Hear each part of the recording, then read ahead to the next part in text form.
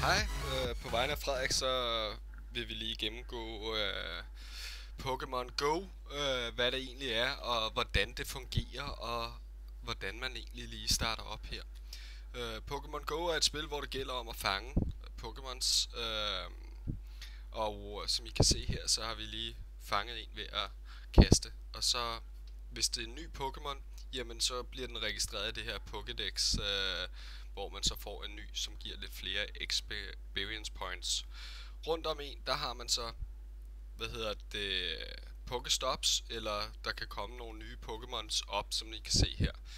I kan se den her lille ring, der er rundt om. Jo større den er, jo lettere er det at ramme, så det kan godt betale sig at holde den inde, indtil den bliver stor igen.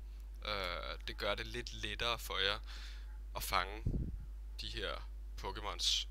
Øh, Sådan så at man fanger. Vær opmærksom på, at Pokémons godt kan hoppe ud af den her boks, så man ikke nødvendigvis lige fanger den i første omgang, og så kan man prøve igen.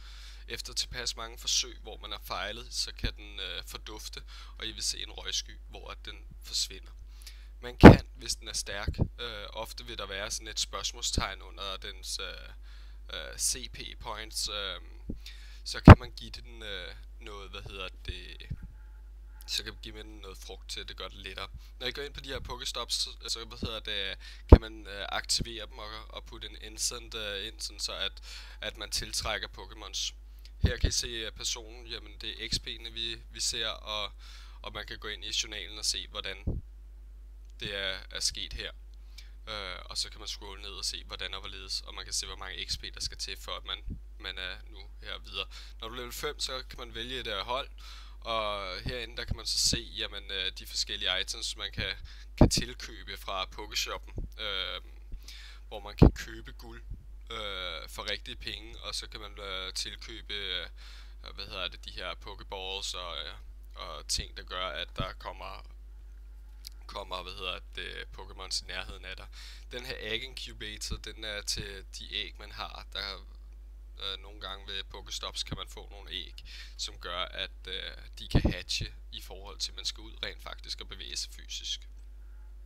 Hvis vi går ind her på items, jamen så vil I se, der er forskellige typer af items. Der er potions, der er 2 slags her, som jeg har, og de giver henholdsvis 20 og 50 hitpoints restaureret.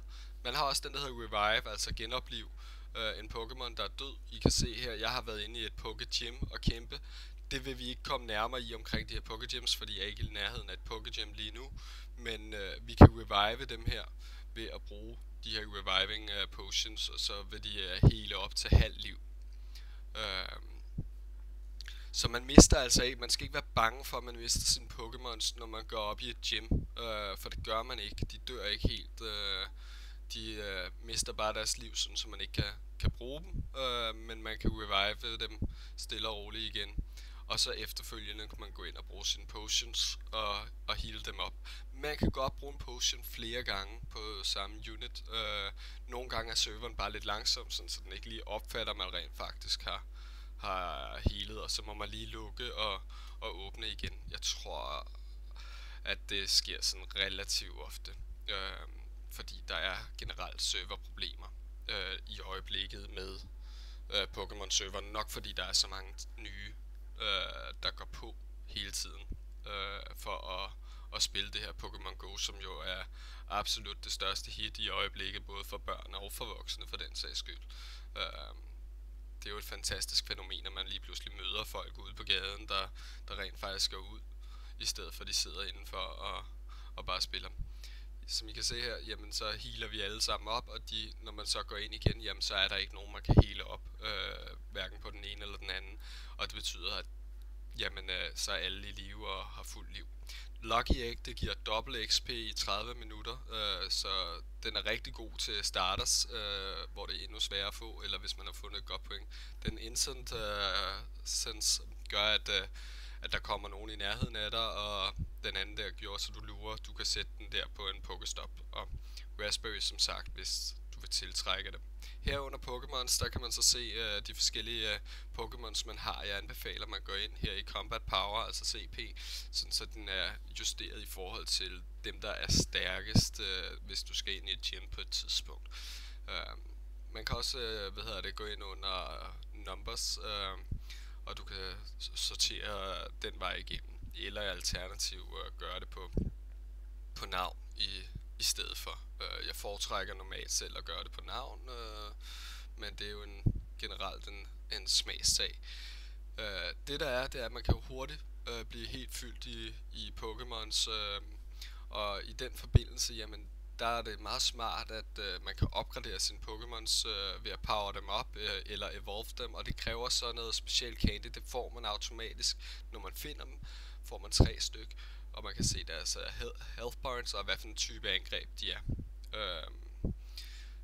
Angrebstypen, det er i forhold til gym. Der er nogen, der er bedre til end andre. Hvis du transfer her, så får man et stykke candy fra professoren, og så har man bedre mulighed for at kunne evolve eller forstærke en af de andre, man får på et tidspunkt, når man har tilstrækkeligt med det her candy. Pokédexet, det viser, hvad for nogen du har fanget, og hvilke numre der mangler. Man kan se, hvor mange man har fanget, og hvor mange forskellige man egentlig har set.